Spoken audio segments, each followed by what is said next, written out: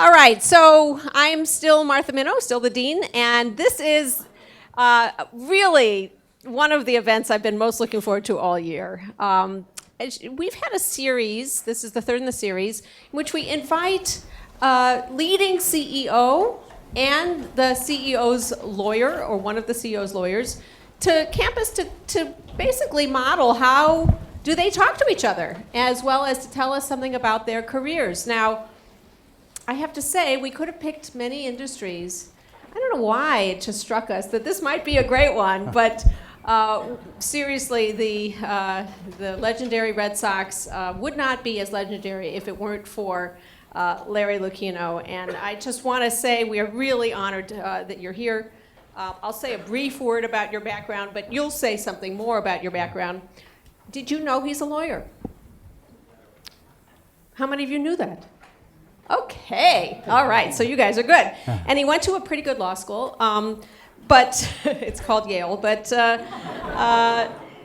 he then practiced law, and he became involved with clients who included in the sports industry. He'll tell you more about that. And his work as a lawyer may still inform some of the work that he's done to make the Red Sox as remarkable as they are. I'm not going to say more other than to say he's also just a wonderful and generous person who's a leader in many sectors as well. Dave Friedman, who I am lucky enough to have known since he was a student, is special counsel and vice president of the club's parent corporation, the Fenway Sports Group, senior vice president, special counsel for the Red Sox. He handles a lot of complex issues. Any given day, when I get to see Dave and I say, what are you working on? I can't even predict because the range is so amazing. So I hope you'll talk about that, Dave. And his career has taken him through many fascinating avenues, including first Assistant Attorney General for Massachusetts, where he advised Attorney General Martha Coakley and managed the office of 490. He also was Chief Policy Advisor to the Senate President of Massachusetts, and he also has served in private practice. He also was a law clerk at the United States Supreme Court for Justice Stevens, and he is a graduate of this law school. So I am done, and I look forward to this conversation. Great. Rank has its privileges, I guess. I'll start first. Thank you for the invitation, Dean. We are happy to be here. We hope it will end up being mostly a conversation. I guess I feel compelled being back in a law school to say I'm unprepared for anything other than that. I just want to disclose that up front to any professors that are in the room. And we want to talk among ourselves and with you and get some questions from you. We hope that will provoke some interesting debate. I do want to say right at the outset, I saw Dan Meltzer, who's an old friend and colleague of mine when I was in the days when I was practicing law. And he warned me that one of the questions likely to come is, how do I get into this sports business, and how do I end up with a position like this? And I thought Dave and I would start with just a brief autobiography of how we ended up in the sports business. It is quite fortuitous. There is no direct linear way into it that I know of. There are a few sports master's programs that are out there, but sports business programs, but none of them provide the kind of direct access or entree into the industry that you might otherwise think exists. In my case, I left the Yale Law School, and my first real job was on the impeachment investigation of Richard Nixon, the Watergate matter. And as we were required to call it Watergate and its aftermath. We were not allowed to use the words cover-up, of course, but Watergate and its aftermath. And after that, I stayed in Washington, D.C. and began working for a law firm, Williams & Connolly. I learned more in the first year at the law firm than I learned in my entire legal education. So if I can put in a plug for the benefits of some legal practice at a law firm, I will do so. There's a scholarly academic approach in law schools, to be sure. This is a nice exception, Martha, to that practice, having some people come in who are perhaps doing slightly different things. But I went to the law firm, and as I said, I learned more about thoroughness, preparation, probity, just a whole judgment, things that are not really taught very much in law school. Perhaps they cannot be taught, but the law school experience was quite valuable to me, and quite coincidentally, in my second year at the law firm, there was a sports matter that popped up. I was assigned to it, I think maybe because I had been an athlete in college, and the theory was, I was a basketball player, the theory was that you can talk to these guys. And so quite fortuitously, I got this one case, and I approached it the way you might approach playing in a game for 10 minutes in a basketball game. If you get 10 minutes to play, you want to do something well in those 10 minutes so that you can continue to play a little longer the next game and a little more the next game. And the case was a piece of litigation involving a Redskin football player. And before I knew it, given the way things often break in law firms, there's also a fortuitousness to all of that. I ended up becoming the general counsel of the Redskins. And then a couple of years later, the founding partner of our law firm, a man named Edward Bennett Williams, was a very gifted trial lawyer, perhaps the most gifted trial lawyer of his generation. He asked me if I wanted to work on the Orioles as well. He was going to buy the baseball team.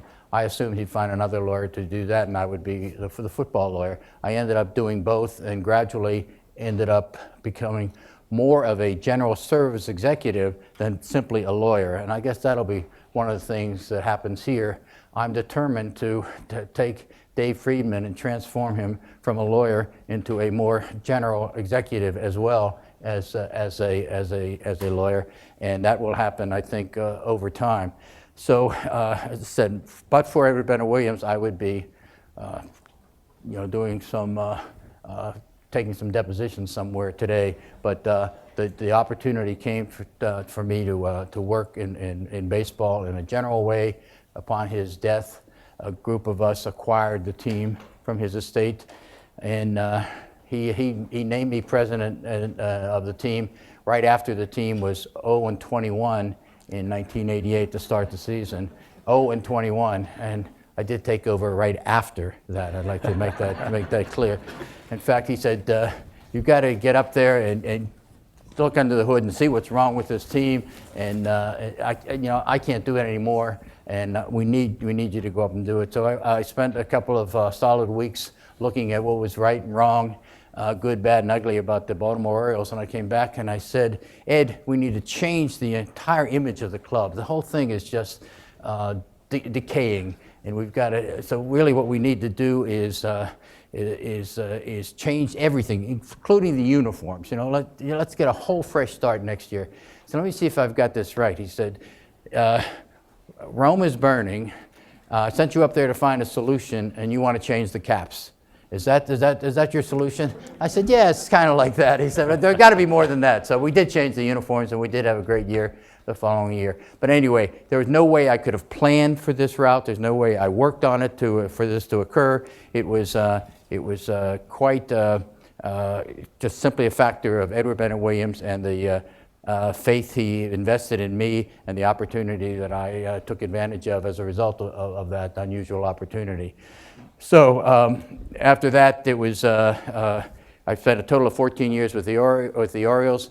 After we sold the team, because one of our partners was required to sell his interest, I went to San Diego for 7 years, also as president and CEO out there, and then came here in the end of 2001 to try to acquire the Red Sox with one of my partners in San Diego, Tom Werner, and we were successful, one of 6 groups to acquire the team, and attempting to acquire the team. We were successful, and the rest, I guess, is history. We made a couple of basic commitments. Our very first day, our very first press conference, we talked about the fundamental commitments of ownership. We're going to field a team that's worthy of the fans' support, and I think we've done that. That we were going to be active in preserving and protecting and improving Fenway Park. We were the only group that did not want to tear Fenway Park down. We wanted to preserve it and make it bigger and better, and warmer, and just generally more comfortable for people.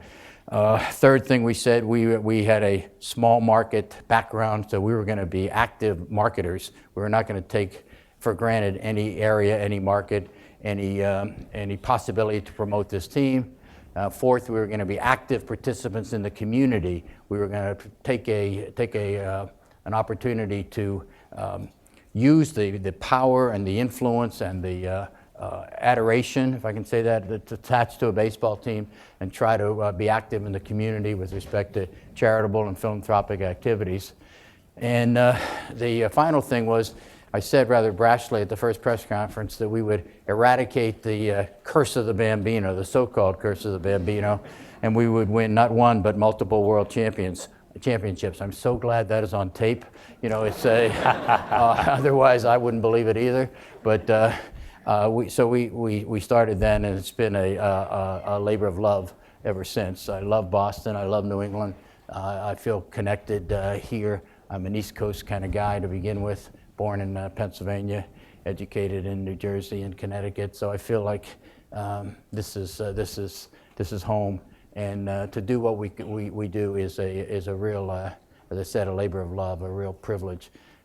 So, well, maybe we'll leave it there, and Dan, you can talk about how you got into baseball, and then we're going to do some Q&A among ourselves, and finally we'll end up with we have a gift bag here. It's a little vaudeville. I know this is the Harvard Law School, but we're gonna we have gifts in here for people who ask particularly probing, interesting, thoughtful questions. And the more flattering the question, the nicer the gift. If you ask a kind of obnoxious question, we got a keychain or something in the bottom of the bag that we'll give you. But so we'll get to that. So get your questions ready. We probably don't need this at the Harvard Law School. You know, my goodness, there aren't too many shrinking violets in this room, are there? So anyway, Dan, go ahead. I'll just stay seated so we can become more conversational, but it's hard to follow Larry. Larry actually is remarkably modest in talking about his role and what he's done in his career.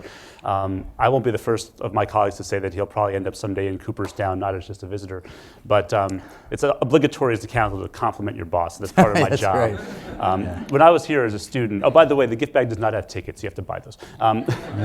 April and May tickets are on sale. When I was a student here, I graduated in class of '96. I never imagined I'd work in pro sports. If you had said, what do you think you'll do or what do you want to do, my top 10 list would not have included the Boston Red Sox. And I ended up here for a variety of reasons, I guess, and you can tell me if that made sense in retrospect, that Larry lowered his standards from Yale Law School to hire a Harvard Law student, but that as it is. I actually learned that sooner or later most Harvard Law students work for Yale Law students. Something like that. Just kidding. And we all work for a guy who didn't graduate college. There That's you go. right, that's right. So I was drawn toward public service in law school. My dad had been a public college teacher of English in New York when I grew up, by the way, as a Yankee fan, but I converted long ago. That's a whole other story. But growing up in a household where my mom was a public librarian, I was always drawn toward public service, believing that public servants do a great deal for our society and wanted to give back because I was lucky to be able to go to a place like Harvard. So I was drawn towards government. After working in a law firm for a couple years, I went into the government. Actually, I worked in the law firm for 4 years, but went into government, as Martha said. And then this opportunity came up, and it was really exciting. I mean, not only do you have a chance to potentially work for a sports team, which is fun, and the Red Sox pay a little bit more than government jobs, and work for someone like Larry, who's a phenomenal lawyer. But on top of all that, I was really attracted because Larry and the other owners of the team have set such a high service example of being committed to public service, being committed to being in the community and doing charitable work. We have the largest charity in any team sport, any charity in baseball or football or basketball or hockey. So that for me was the sort of added kicker of being able to go to an organization that is part of the community that gives back. And so the opportunity to work in this organization is great.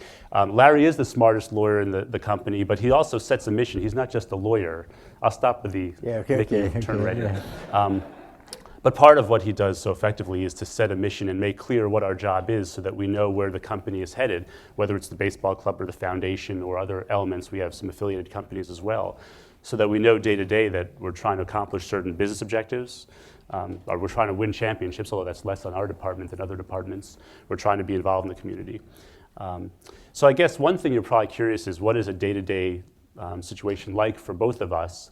And it's tempting for me to say I just wait by the phone for you to call, but I'll let Larry start with day-to-day, what the CEO does and how the lawyer gets involved, from time to time. Well, David mentioned the key fact that because the CEO of this company is a lawyer, is me, I have a slightly different perspective on lawyers, and I recognize the intellectual gifts they bring transcend the traditional roles that they can generally be consigned to, and I try to find I would like to have our lawyers, and Dave is a prime example of this, be lawyers. Dave is a lawyer's lawyer to begin with. There's no question about that. And we have a number of legal issues. We've had hearings before the commissioner. We've got labor law problems we've got to deal with. We've got pieces of litigation that pop up all the time. So we need a lawyer, qua lawyer. But one of the reasons we were so eager to hire Dave is because the possibilities for him to demonstrate some versatility and work in other areas and do other things. He is very active in our foundation as one of the leaders of the foundation, and not just in terms of doing the legal compliance work, but in terms of running the foundation and exercising the judgment that's required there. So if you have the opportunity or the circumstance comes that you're in a company or working in a situation where the businessman is also a lawyer, it's a double-edged sword. I mean, there's always the danger that he's going to apply his sense of legal analysis and judgment to the matter and substitute it for yours. But that doesn't happen very much when you have lawyers of the strength and caliber that we have. But in our case, I have a respect for the versatility of lawyers. It's a funny story. We opened Camden Yards when I was in Baltimore, and Bill Clinton came to the White House to throw out the first pitch, and we met him at the train station. The governor of Maryland and I were the greeting party, and as soon as he got off the train, he said, "Governor, you know, Larry Lucchino and I were the two smartest guys at the Yale Law School." The governor was quite impressed. He said, "Yeah, we're the two that aren't practicing law anymore." And it is true that there is an opportunity for lawyers to do more, and if your CEO is a lawyer and he recognizes that, I throw Dave into other problems as much as I can, non-legal issues, and so as I said, it's a double-edged sword. One of the things we deal with a lot day to day is, although we're not a publicly traded company, so we don't have a corporate board in that sense, we do have owners. Larry's one of our owners, but we have other owners who are active as partners. And one of the challenges for me is if one of the owners either reaches out directly to me to ask a question, or if we both have to convey information, how do we deal with the partners? And so I don't know if we want to talk a little bit about that. That's a challenge. And for me as a lawyer, making sure that I'm always keeping Larry first in the loop, so I'm not just accidentally forgetting to copy him on an email or sending a draft to someone else without him having a chance to think about that. But I find that one of the hardest parts of my job. Yeah, there is an old legal cliche about controlling your client. Your first job is not to worry about the person on the other side of the table, but to worry about the person on your side of the table. And that is so true. You've got to be careful that you don't get too far ahead of your client. You've got to be careful that you are reflecting the views of your client and somehow massaging and developing a consensus on your side of the table is really, really important. I think our job would be a whole lot easier if it were just the two of us, but of course it's not. It's a much bigger business than that.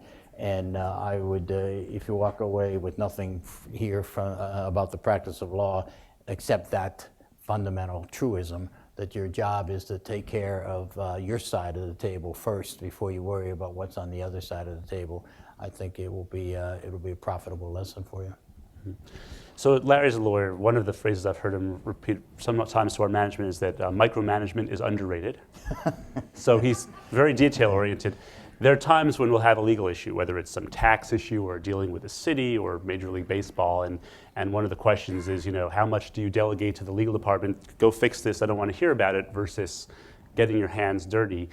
From my perspective, again, in the terms of keeping Larry in the loop, we try to avoid surprises. So even if it's something that I think shouldn't be wasting his time, he shouldn't have to worry about it, I've ended up erring on the side of sharing information. Larry, there's the situation. Don't worry about it, but at least you know that it's out there, even if it's a little piddling thing. You know, we want to cut down a tree that's dead, and the city wants us to have a tree hearing or something like that.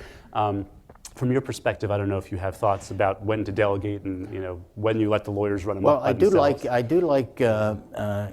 Again, being a former litigator, there is this notion that we can somehow learn about any area pretty quickly. It's an arrogance of litigators that they've long held, I think. But so I do like, no matter what the problem is, I kind of want to know a little bit about it. So I hate surprises. I mean, I hate surprises in my private life, but I really hate them in my professional life. And so Dave does an excellent job of keeping me abreast of issues that may or may not develop into something quite significant. And he does it two ways. He's obviously a quick and gifted writer, so he can email things and communicate that way. But there's another, I'm not even sure you know this, that you have this a way to just deal face to face. We talk almost every day. There's Dave will wander by. More often he'll wander by my office, but I will occasionally wander by his office. And the element of face-to-face communication is tremendously important. It helps to be pleasant, so that your boss wants to spend a little time with you,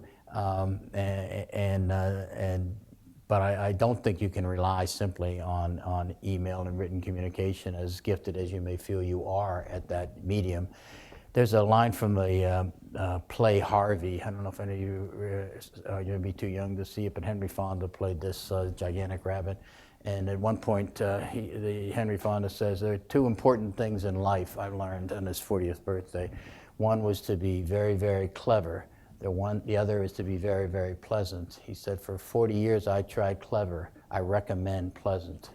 And it's important that, and it sounds banal probably to you all, but the idea of being pleasant and upbeat and positive and informed and interesting is an important part of the job, because I like it when Dave wanders by. We'll talk about a variety of things, and in the process, if there are some legal issues that need to be aired, they get raised as well. But he's a very clever guy, but he's also a very pleasant guy, and it works really well. It only works, though, if the CEO or the boss is accessible. And, I have to figure out, as my colleagues do, times when, Larry, when you're free, there may be times when you're busy with another crisis where it's a bad moment. So one of the questions that people ask me the most, my friends, is how many games do you go to? And I'd probably stick around for maybe half the home games or so. If I did more, my wife would probably kill me or divorce me. But the truth is, and I love baseball, so sometimes I'm there because I just love watching the game. But there are times when I'll hang out in case there's a free moment when you're around and there's something in my mind, something I have to run by you, and we haven't had a chance to sort of casually say, by the way, I'm dealing with this issue, what do you think? And so being at the game can be a calculated decision of maybe this is the moment to be pleasant, and if the team's not losing by 6 runs, that's not a good time to go talk about an issue, but you have to sort of be careful of your environment. When I was at Williams & Connolly, we had it was a 10-story building, and we had an elevator that went from 1 to 10, and an elevator indicator. And it was replaced at one point, and the Edward Bennett Williams assistant took that indicator and put it on her desk and used it to measure the mood, the hedonic level, shall we say, of the guy who was in the main big room. And if you went up there and you saw a 2 on the elevator indicator, you say, maybe I'll come back a little later. And I'm thinking, hey, maybe I should get one of those. That could be helpful. By the way, I go to every home game, for what that's worth. I go to every home game, and a smattering of away games, maybe 20 or 25% of the away games. They're all on television now, so it's kind of a waste to go to away games, except if you have some independent business to do at that point. Yeah. As I started this job, I had to get used to emailing you things, because in my prior government jobs, I hadn't really used email for a couple reasons. One is that we were all very sensitive about putting anything in writing. Many government records are publicly available through FOIA or the state equivalent, and even if I thought something was privileged, I didn't want to take a risk. So I had developed a habit of almost always talking to my bosses in person, aside from the fact that you get feedback, and it can be more effective. Actually, before the Attorney General's office, when I worked for the Senate President, he didn't have email. He didn't even have a computer, which was good when federal agents wanted to investigate alleged corruption, not by him but others. We need to see your email. I don't have any. What? So, but in private business, I don't think we could get away with that. So it took me a while to sort of get used to the idea that I should put in writing a sensitive question, Larry, and you put at the top privileged and confidential, but it's still in writing, and you're putting some sensitive stuff down, but there are times when it's just necessary and efficient. It's interesting to note that the commissioner of baseball, Alan Bud Selig, the 9th commissioner of baseball, as he likes to refer to himself, is 79 years old and does not have a computer, has never turned on a computer, has never pressed an send button. And so we who have to deal with him have to adjust to that fact. So that's a glimpse into the day-to-day. I think this is a good time to open it up and let people ask questions of either or both of us. Sure. There's that'd two be mics fine. on either That'd be side, fine. so why don't you... We've got these gifts here for you. They're hats and balls and books and lots of hazarai. And I suggest, why don't you introduce yourself, tell us where you're from, and if you're a Red Sox, should we ask what team they're a fan of? That seems an appropriate question. Yeah. And any suggestions you might have for the Red Sox or for Fenway Park would be warmly received. So we'll go there and there. Please. Okay, Andrea, you're the home I'm Andrea team. Kramer, and I'm an adjunct here and a graduate of this law school. Thank you very much. And I'm a season ticket holder, diehard Red Sox fan. And Good start, Andrea. the only suggestion I'd make is my tickets are out by the pesky pole. If we could just turn those seats a little bit, that would be nice. But other than So that, actually, let me just quickly, in my job interview with Larry, I was new and I was a little nervous, and they were doing some renovations. And I don't know if you remember this, but we were in a conference room which has a view onto the field. And so I stupidly said, "Oh, as you're doing renovations, are you going to make the seats any bigger?" What a stupid question. He looked at me like I had 7 heads. What are you talking about? I'm like, never mind. Yeah, I didn't bring that up. I'm aiming to make me smaller. It's okay. Yeah, okay. And I just wanted to make one comment is about you and Bill Clinton being the smartest. I actually saw a quote by you. I thought that you actually said Hillary Clinton was the smartest attorney in that class. Oh, I may have said that. That's possible. She was certainly the hardest working person Maybe that was I've ever worked with. So in listening to you, it's clear that mentorship has played a very big role in both of your careers. And Mr. Lucchino, you clearly are mentoring. Right.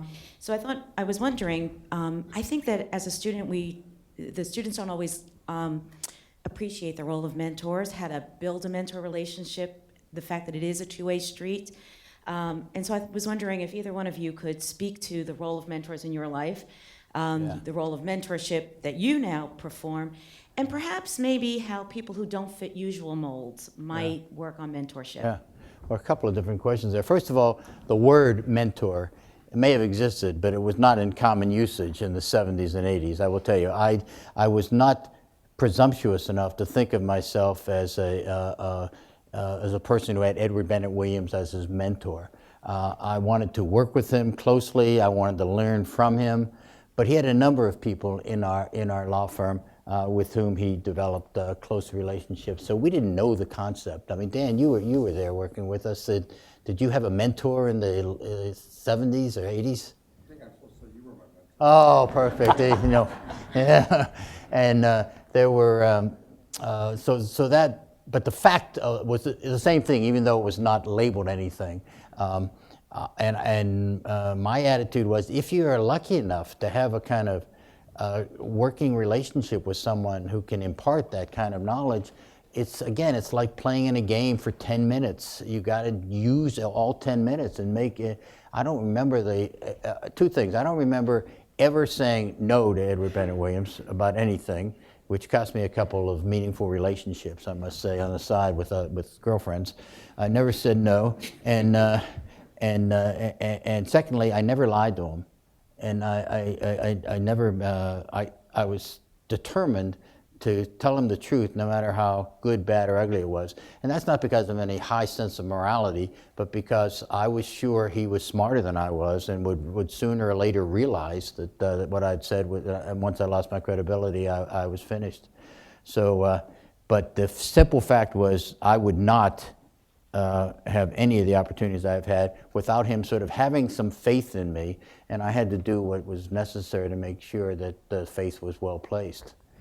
On my part, I'll just add, it's easy as a young lawyer to be eager to impress and to show that you're so smart and talented and hardworking and all these things, that you have all the answers and you're just incredible, amazing. And it's harder to get used to and be comfortable to ask for help, to ask, Larry, I need your help, or I want your advice. And so, here I am. I've been president of the Harvard Law Review, clerk for a Supreme Court justice. It took me a while to figure out how to go to people, whether they're mentors or bosses, and say, look, I don't have all the answers. I really need your help on this. Am I going in the right route? But the more you have that dialogue and you're comfortable with just opening up and saying, look, I'm not perfect. I'm not going to have every answer. I think the more effective that relationship becomes, instead of pretending that you do know everything, because no one does. But there are people we are trying to, now that I'm aware of the concept, and at this, in the twilight of my youth there, I want to do for others what was done for me. So I do make a little bit of an effort to be conscious of it, and if I can do some things along the way, I will feel better, as if I've sort of completed the circle. Certainly Dave is an example. Kim Miner, one of your classmates, works for us at the Red Sox, and has worked for us in the past. And I'm constantly reaching out to her to get her to come back and do a little this and a little bit of that, in hopes that we can induce a woman of her talent to get into baseball. So, we're going to give you a choice, Andrea, because it was such baseball or a hat. I already have a few hats. I'll take the baseball. Oh, good. And Martha, whoa. We used to have a rule. We used to have a rule that if you don't catch it, you don't keep it. But no, you want to try again? Okay, well, there it is. Yeah, atta girl. Hi, my name is Nick Purcell. I'm a 1L at the law school. And you talked about public service and how it's important for the Red Sox to be a part of the Boston and New England community. And I think that's never been more obvious than last year. And I was just wondering if you could talk about last season, what kind of discussions and conversations and decisions you were making in late April, and just what you're trying to hope to get out of the year last year. Sure. I'll start, David, maybe you can chime in. The question was about last year and public service, how it the opportunity for teams, sports teams, and other community institutions to come together and play some role in the healing of the city after the marathon bombing. It was a gigantic opportunity and obligation. I'll say a couple of things. We in the front office wanted to do some things because we've long held the view that Fenway is this, pardon the cliche, this public cathedral, and that cities need those kinds of places to meet and to come together. And we had the schedule break that allowed for us to be at home on the day after the second terrorist was captured, and so we paid tribute on that day in a I think a very meaningful way, on video with music and in the spoken word, to focus the attention of the community on that. And so that was a deliberate, conscious effort on our part, because we thought we had the ability to do it. We had the forum to do it, and we recognized the obligation that was there. We did make one specific decision. We had just had a grand opening day celebration. A friend of mine, a woman who used to be the CEO of the Washington Wizards, was there. She said it was fantastic opening day, fantastic, except I think you could have learned something from the NBA. We usually have a player say something, and you didn't have a player say anything. So other than that, I would give you a straight A. So I thought about that, and when it came time for this celebration, and I say celebration, it was meant to be both a celebration of the resilience that was beginning to emerge, as well as a recognition of the sadness of the tragedy. I suggested that we ask David Ortiz to say something, because he was the woman who worked with him said to me, Larry, if we give David a microphone, the chances of him dropping an F-bomb are about 100%. I said, that's okay, it doesn't matter. We just want him to speak from the heart and say a few words. Whatever he says is fine. He took that to mean, Lucchino wants me to use an F-bomb. So I obviously, it was, but we did speak from the heart, and it was very profound. And the sense of, one more thing about that, the players, a lot has been written about the team last year, and the band of brothers and the beards and the frivolity, but they were also a very mature group of guys who didn't have to be told what was unfolding in front of their eyes. A number of super patriotic guys among them as well, and they went out on their own motion, and decided that there were things they could do. They put together days when different players would go out, groups of 6 or 8 would go. No media, no car supplied by anybody. They would just figure it out and get themselves there. And it was for a whole host of reasons. Worst to first being one of them, but maybe more so the fact that we played some role in helping to reveal the resistance the resilience that Boston had and was displaying at this time. It made last year one of the most satisfying years of my career. So thank you for that. And let's see, what would you like? How about, that was such a nice question about the role we've played. We have an autographed baseball for you. This one's signed by John Farrell, our manager. Same rule though. You catch it, you keep it, right? All right.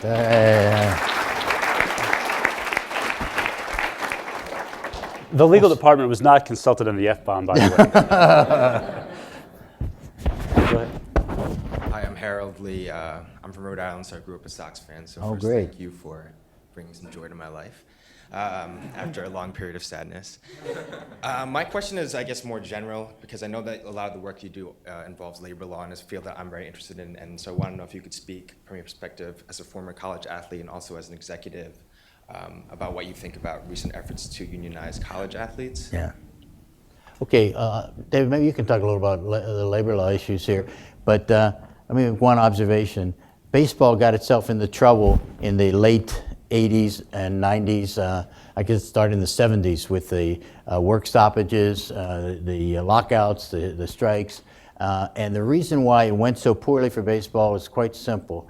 The Players Association had a much better group of labor lawyers than Major League Baseball had. There was just no comparison. When I got into it and I looked on both sides of the table, it seemed like a mismatch to me. And that shouldn't have been the case. But a lot of what's happened in baseball in the last 30 or 40 years is directly attributable to the fact that there were better labor lawyers on that side of the table than on our side of the table. You know, in terms of your specific question, I'm not an expert in that area of labor law, except to say, you know, it's hard for me to understand the concept of a group of people that I don't think of as employees forming a union, because I think of students as students, not employees, and I think of labor unions as groups of employees. So I guess fundamentally I don't understand what they're trying to do, but that doesn't mean that they won't find a creative way to get it done. I mean, one of the things about lawyers, and you've learned, I hope, in your education here, don't make assumptions. You know, it's easy to say, that's a stupid theory, there's no reason to pursue it. And sometimes the lawyer's job is to advise the client, say, you know, there's really almost no chance in hell that you're going to get what you're trying to do. But that said, who knows? So I can't tell you that it certainly would fail. But I will say that if college athletes were able to unionize and if things were dealt with through bargaining rather than through all the methods that they have now, that would fundamentally change the way that sports are regulated in college. And, you know, I'm not sure if that would be good or bad. It'd be very different. Yep. But if you're taking labor courses, take some more, because and you want to get into sports, it's very helpful. There you are. There's a Green Monster T-shirt. I hope it fits. Okay. Thank you both for coming. My name's Will Burgess. I'm from Atlanta, Georgia, so I grew up a Braves fan, but I've hated the Yankees my whole life, so it was a very easy transition. Yeah, that's good. The enemy of our enemy is our friend, yeah. Good. Well, my question actually has a little bit to do with the Braves. They've had a lot of issues over the past few months in stadium transitions and having a positive, open relationship with both the public and the government. There's been controversy around building a new stadium was seen as a lot of backroom dealings, not transparent. So how do you build a positive relationship with the government and the public, keep some sense of transparency while also keeping the Red Sox best interests at heart? Well, thank you for asking that, because I've had a couple of occasions to do it, really, in Boston, in Baltimore with Camden Yards and in San Diego with Petco Park. Anyway, here's a DVD of the World Series championship last year. So maybe we'll convert you, at least while you're here. We do try to convert students and law students and people who are here for 3 or 4 years, and we think of them as, we make them Red Sox fans, and they become these sleeper cells who go out to other parts of the country and feel a connection to the Red Sox and to Boston. Jesus, I think I told that story. Remind me of what the question was about, the government relations issues, yeah. And it's very different. The first lesson is that you cannot approach, and this applies across the board, by the way, you cannot approach the situation you are in by taking the lessons of the last situation you were in.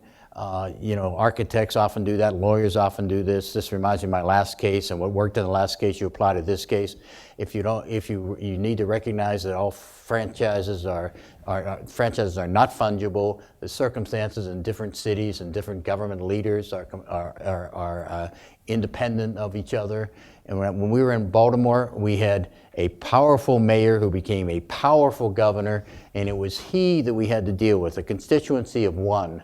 And we worked that very well. We worked with the state legislature at the governor's suggestion, and we did what the governor asked us to do in terms of getting government participation in the funding of a ballpark.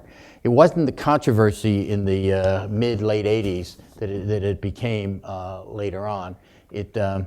It became more of an issue, government participation, in the 90s, throughout the course of the 90s. And now the curtain has pretty much come down on the notion of government participation, except in exceptional situations. But we followed the lead of the governor, and that was an easier way to do it. There was no referendum in Maryland at the time.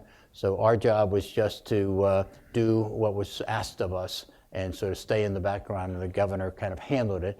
And because he had lost the football team when he was mayor, he had lost the Baltimore Colts, and he was determined that was not going to happen. He was going to get a new ballpark built so that it could hold both the baseball team and a new football team for Baltimore. Well, we got in the way of that because we suggested two ballpark and a stadium, separate and apart. And I remember telling Williams that I wanted to propose that. He said, I'll tell you what, why don't you go to the media and suggest 2 different facilities. He said, do me a favor, don't mention my name because they're going to crucify you. It's never going to happen. And of course, but surprisingly, the media loved the idea, and we went ahead and did it. But when we went to San Diego, the situation was completely different. A relatively conservative Republican town. We had to go through extensive collaborative efforts with the government, two mayor-appointed task forces to determine whether there should be a new ballpark built, and if so, how should it be financed. That was the second task force. So we functioned pretty much the way a political campaign functioned. We went everywhere we could go. We spoke to every group we could speak to. We didn't talk about a ballpark for the Padres. We talked about a ballpark for San Diego and the renovation of downtown and the civic. We came up with 24 civic benefits that would flow from this ballpark in this part of town. So we had to take a very proactive, full court press approach to it, and it's the same way you win any campaign. You have something that is meritorious, and you go everywhere you can to speak about it. And we insisted that there be a referendum out there because we thought that it would be important given how conservative the town was, and we got a 60% approval rating for the ballpark. Out there in terms of a public-private partnership. But I think the problem the Braves are having these days probably has to do with the fact that it's a different time, and the whole notion of public participation seems to be fading right now, even though for 6,000 years of anthropological history we've had government participation in ballparks or coliseums or stadiums or whatever you want to call them. So that's it. Thank you. I'll add one quick thing. You asked about transparency, and I'll say something controversial. I know that the camera's on, I'll still say it. Transparency is overrated. And I say that as someone who worked in government, and my job was to protect taxpayers. There are contexts when you're a government official where there's no way on earth that you can or should negotiate something in the full glare of CNN and the World and the Boston Globe peering into the negotiation. It can't work that way. There are certain negotiations that have to be done at a table. Larry and I spent a lot of time with the city of Boston and a couple people from the city over the last year on some similar issues here. That doesn't mean that government shouldn't be accountable. Once the deal is done, full accountability and transparency, explain why it's important and why the taxpayers are going to be benefited, et cetera, et cetera. But the idea that, you should somehow have your negotiations in public is silly. So I think that, if you hold people to that standard, that will never work. But as Larry said, you sort of have to take your lead from the government official. If they want to do things in public, then that's fine. But when you're dealing with a mayor or a governor who says, this is just between us, what are we supposed to do? Go out to the press and do a press conference every week? It doesn't work. Okay, thank you. Yes. Thank you for coming. My name is Ray Palmer. I'm a 3L, and I'm from Richmond, Virginia. And being from Richmond, Virginia, we don't have a baseball team. So my first professional baseball team was actually at Fenway, a game rather, in 2003. And so I have a question about fans, actually. Well, by the way, we welcome you to Red Sox I'm Nation. here. Really, come on over. There's room. I have a question about fans, actually, and also management and the decision making. I guess your fans are your most important asset making decisions. And when you look at fans, and they all have their own ideas about how you should run a team or how it should be run, what principle do you look for when the fans have competing differences and what they think should be done with the team? What principle do you look to for there's all that conflict?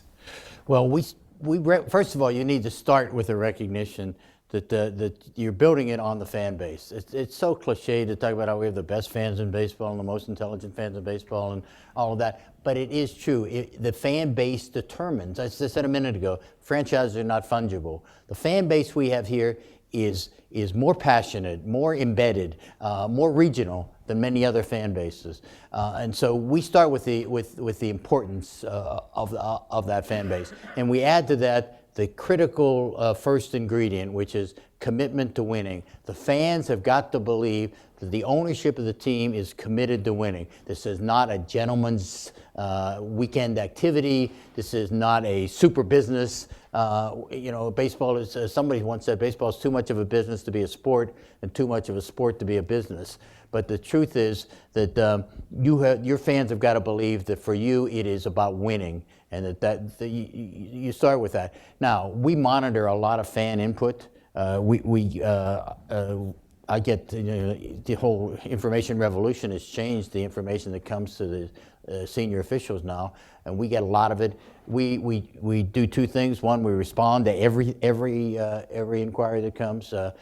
It's very hard to do for our players because they get a ton of fan mail, and many of those players for years would just toss it aside, believe it or not. And so we help them respond to the fan mail that they get. We summarize the social media activity for the week. We summarize the key emails and letters that we get, and we also have another point of view which is critical to us, and that is we are in the yes business. We impart that to everybody who comes to work for us. If a fan asks for X or Y or Z, the presumption is yes, not no. Find a way to try to get it done.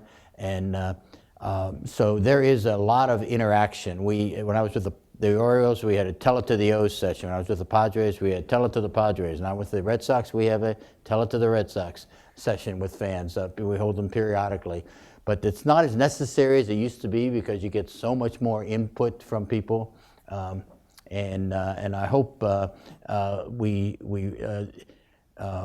let me say this.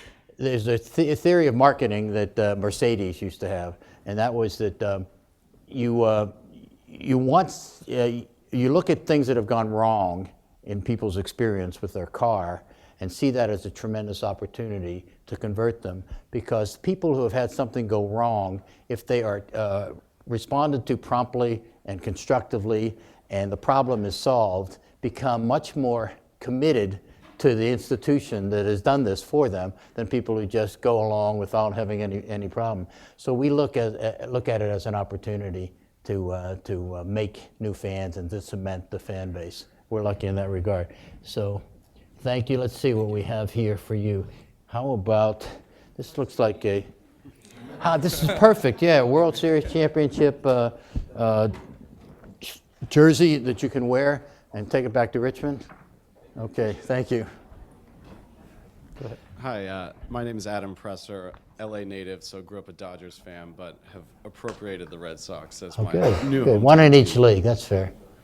I think so, thanks. I'm curious, you both are lawyers that are ultimately running a business, and so Larry, from your perspective, what's been your thought process behind developing executives who are lawyers as opposed to bringing along people with more business background or with an MBA? And then David, from your perspective, what are the skills that you feel are most important to complement the legal background that you have? Well, a question about developing lawyers as executives is just a bias that I have based on my autobiography. We certainly have MBAs in key positions. We certainly have marketing, experienced marketing executives in those key positions. So by no means are we trying to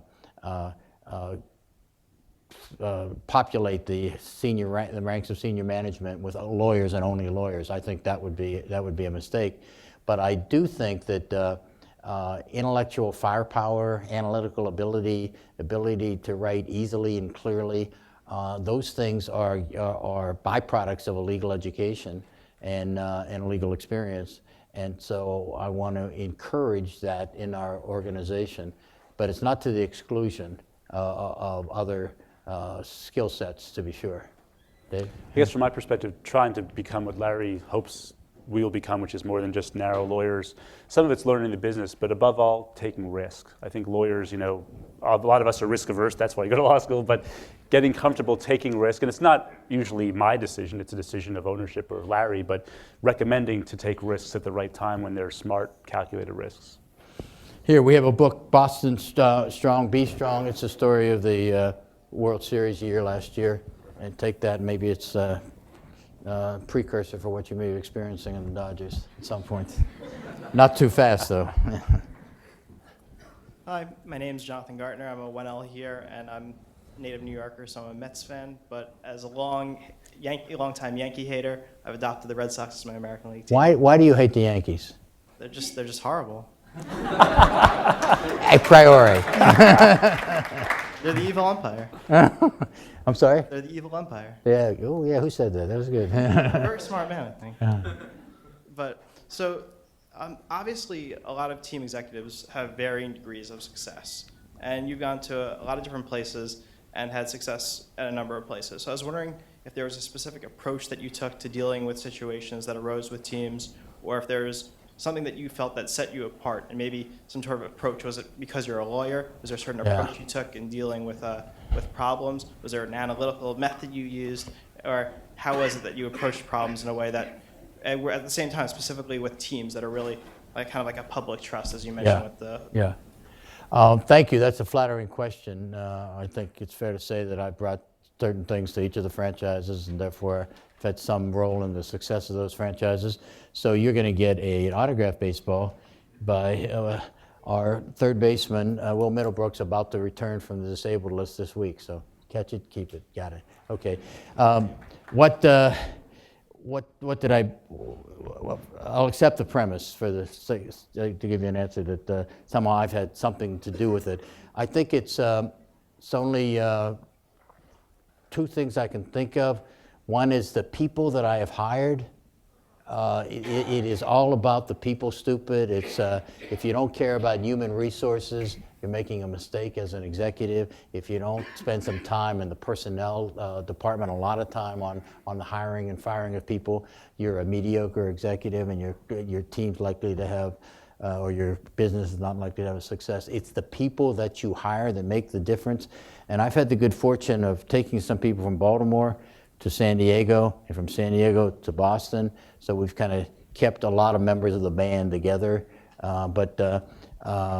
So we spend a lot of time focusing on who we hire. When Dave came up, there was no question in my mind that we were going to reach out to him and hire him.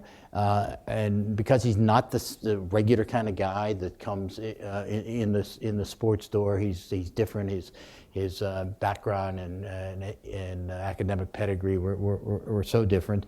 So the second thing is it's who you hire, but it's also a willingness to consider a broader pool of applicants than maybe years ago. The team lawyer used to be the fishing buddy of the owner, you know. Yeah, maybe he wrote wills in the afternoon and he went to baseball games at night, you know. It's just a more specialized thing. And one of the things that I think I've done is, and not just me alone, it's happened in baseball and a lot of sports, that is we go to unconventional places to look for people to hire. And we've broadened the hiring base. I think that's made a difference. And just the final thing I would say, I've been fortunate to be with people who really wanted to win.